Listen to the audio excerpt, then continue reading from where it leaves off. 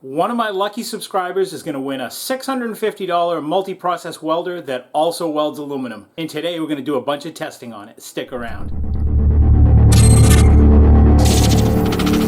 So here it is, guys. One lucky winner is going to win this machine. This is a 200 amp multi-process welder, 120, 240. It does MIG welding, it does spool MIG welding, stick welding, lift TIG, and this will weld aluminum.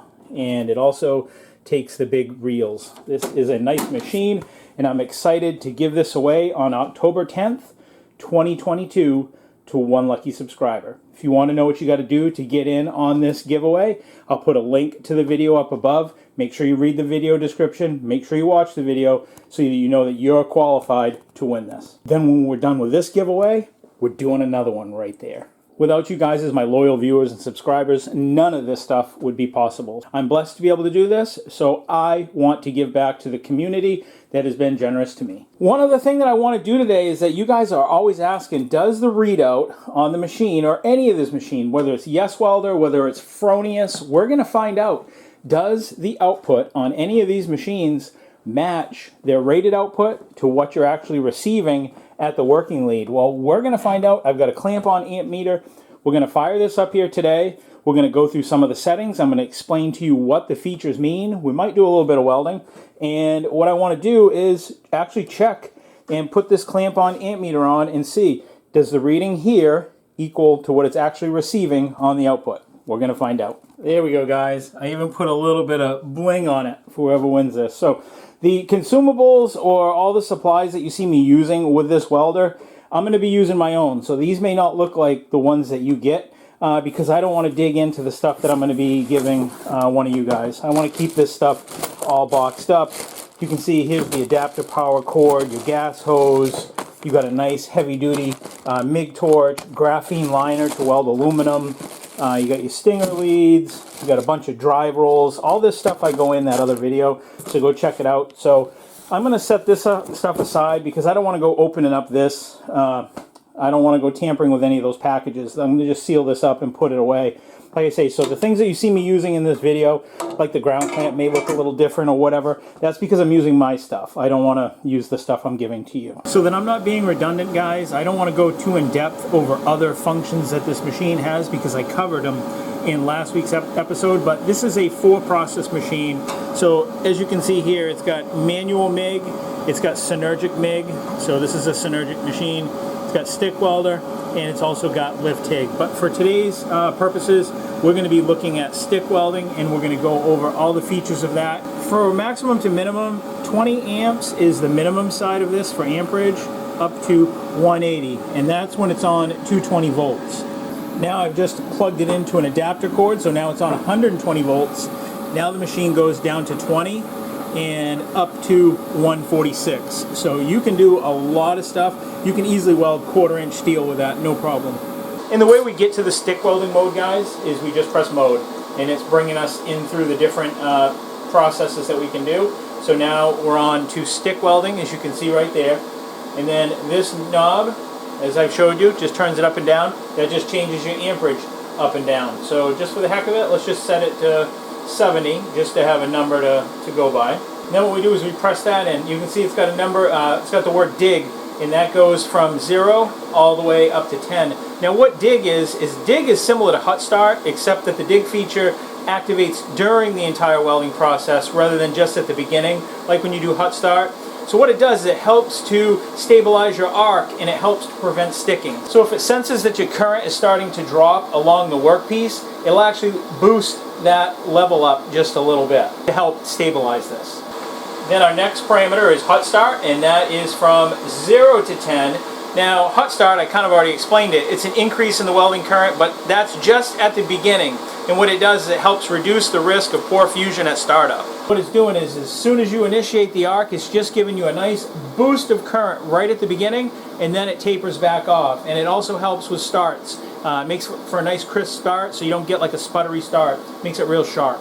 And moving that number up or down will increase it or decrease it. The third setting is VRD. VRD is a voltage reduction device, and what that is a lot of commercial jobs will require that you have VRD on. because what it does is it reduces the potential of electric shock. So if your machine is running right here, just sitting here idling while you go to get an electrode, there's still active voltage running through this machine. Well, what VRD is that when you set down, let's say your stinger, and you go off to go get another electrode, what that does is that drops the voltage out into this machine down to a real safe level. And a lot of construction jobs will require that you have a VRD machine, and most welders have it. A lot of them have it that's automatic. It's kind of nice that this has a feature where you can turn it off and on, but VRD is basically just a safety feature. And then the final one, guys, is anti-stick. And I got that set to off. That's a pretty straightforward, simple one. That's either off or on. Those are the only parameters that you have for that. Let's say that you're welding along and you know how sometimes your rod will stick to your material, especially if you get it too close. Well, what will happen is that the rod will start sticking. Well, if you turn on the anti-stick feature on the machine, it'll sense that it's starting to stick. It'll actually drop that voltage out so it doesn't continue to keep welding itself to your workpiece. We've all had an electrode stick to our workpiece and we've got to fight it back and forth, and then sometimes you just end up pulling it off the electrode holder. Well, what that anti-stick feature will do is that will prevent that. It keeps it from the electrode from welding itself to the work. So it's kind of a pretty smart, intuitive machine. That's the great feature about all of these digital inverter welders. A lot better than the old transformer base in a lot of ways, but there's a lot of nice features that the old transformer base have too over these multi-process welders, because the older ones are just kind of bulletproof. Not a lot of parts in them that can go wrong. These have boards and all kinds of other stuff, but fortunately they have good warranties on these machines too. So here's what we're going to do, guys. I've got some 1/8 inch 7018 electrodes. These are made by Washington Alloy. I'm just telling you, it doesn't matter. They're pretty much all the same, but that's who these came from. I've got some 8-inch plate. We're going to set this machine up for 90 amps, and I'll show you the settings that I'm going to do on it. We're going to run a bead. Then I'm going to put my clamp on amp meter and see if we're getting 90 amps through the stinger and see if it matches that on the readout. Kind of curious. Myself, I have no idea what it's going to be. It's not necessarily the quality of the weld that I'm looking at. I just kind of want to see if the two numbers match, but I do want to find out how smooth this arc is, if it's nice and stable, if it's got a real crisp start. So we'll see. Let's try it out. It's going to be DC electrode positive is going to be what I'm welding on. I'm going to try not to get too many sparks on this, guys. I'm leaving this little protective cover piece. I don't know if you can see it. There's like a little strip, a little film that you can pull off on this. I'm going to leave this on there for you. But I'm trying not to get too many sparks on it. I promise if I do, I apologize. I'm trying to keep this so I don't spoil it for you. So I got 90 amps that I'm set on here. We're going to keep the dig at the factory setting of 2. We're going to keep the hot start at the factory setting of 2. We're going to put the VRD to on, and we're going to have the anti-stick. Let's go on. Let's see. We'll weld this at 90 amps. Again, I'm using 1/8 inch 7018. And I am DC electrode positive, meaning that my stinger lead is going to the positive terminal and my earth or working lead or ground is going to the table. I'll close the lid on this so I don't burn the face up. The one thing I don't really care for right now about this, guys, is that this faceplate is hard to open up. You need to kind of like bump it back here. So I might need like a little knob on there or something.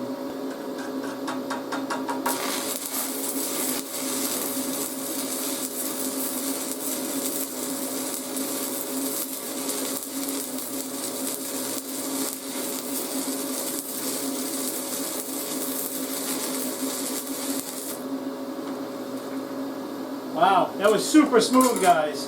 But in all fairness, these electrodes have been sitting in my workshop in an unsealed container for over a year. How fresh they are, I don't know. Maine's a really humid state that we live in. I'm overly impressed how these work. So let's clean it up. Let's see.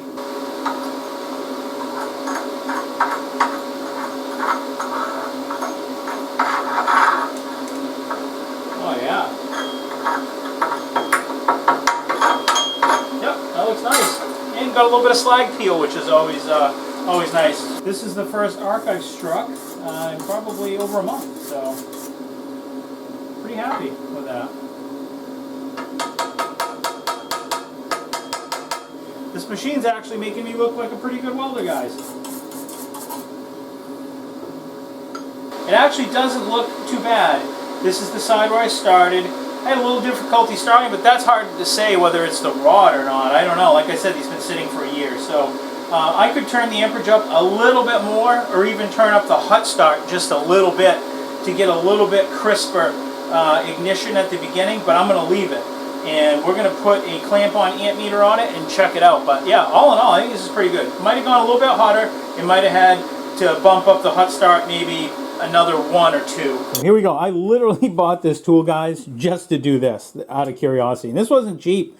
I ended up going to Harbor Freight. I'll probably never use this again. I'll probably use it on my other machines, but I don't really have a use for this other than kind of checking this out of curiosity. I paid like 90 bucks for it, but I'm kind of curious, and you guys have been curious. As always, I want to know, and if I want to know, I'm sure you guys do. You guys have been asking about it, so we're going to find out. This does AC amperage and DC amperage, and supposedly it'll measure like maximum current. You can see how these dials work. You've got amperage to 1,000, and then you've got 60 to 600 amps. Our welding machine is set on 90 amps. Our clamp-on ammeter is set on DC amperage. You can see we've got DC here and then A for amperage there. So let's see if this equates out to the same.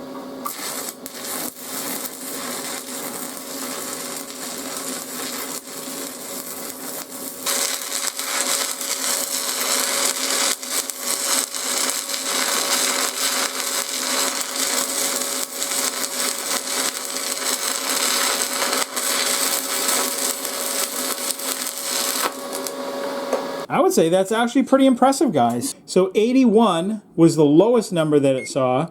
95 was the highest that it saw.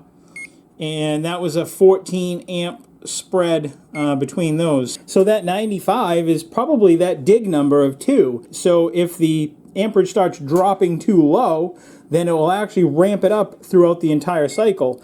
And so there's your 81. So that could have been like short arcing it, and it might have started lowering the amperage, and then it bumped it up to 95 to help keep it so it didn't extinguish, which was the 14 amp difference. I ought to turn off those other features, but all in all, I don't see a big difference. Let's crank this machine right up and test these numbers now. And don't be too judgmental of this weld, okay, guys? Because I was actually watching the meter, and I wasn't really watching what I was doing when I was welding. I was actually looking to my left. I wasn't even staring at my workpiece. I was just kind of concentrating on keeping the arc going so I could look at the meter.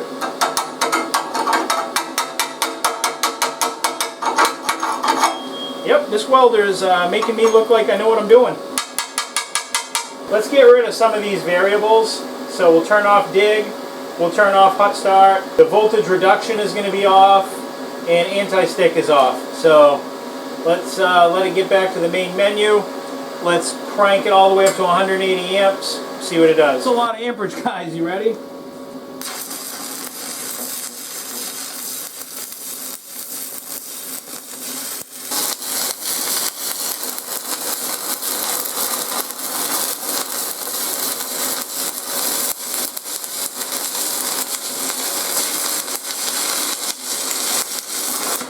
Well, I would say that's it, guys. It's actually a little bit more from what I saw. So I don't think I did any damage to the welder case or anything like that. I don't see any sparks on it or anything. But for whatever reason, I can't seem to pull up the high number on here. I wasn't even paying attention. I was basically just taking my right hand with my stinger, just slowly moving it as I watched this right here, and I think I saw like 184 or something like that. I don't know. I'll have to review the video, but I think that has pretty much resolved any question that I might have had in my head whether or not the output of this machine on this display actually amounted to what it actually is putting out. So as far as I'm concerned, these Yes Welder machines put out exactly what they say they are. I think we got the conclusive test right here that shows it. If anything, I think it actually might have put out even just a little bit more than it's actually rated for. Look at this mess. Like I said, I wasn't even paying attention, guys. Look at this slag peel coming off the end. I was just holding it there just so I could get a reading. But in all fairness, guys, this welder is super smooth. So I could just tell from these few arc starts that I did, you guys are going to love it. This is a really nice quality welder. So that was just a real quick video this week, guys. Stay tuned because next week we'll come back and we'll run through the TIG features and we'll work on the MIG features and we'll do the similar tests and see how that works as well. But make sure you tune in to last week's episode.